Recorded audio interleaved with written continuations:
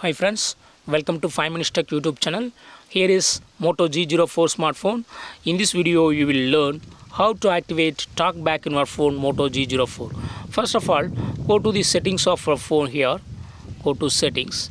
Then go to accessibility. Go to accessibility and here select Talkback and turn on the button against use Talkback and give all permissions and Talkback is now turned on. Okay.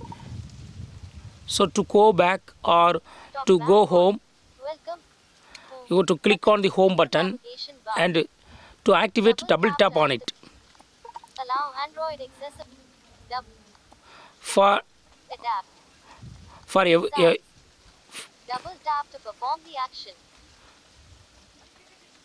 for open any app or for doing any task, you have to double tap on it. Okay. Double tap to activate.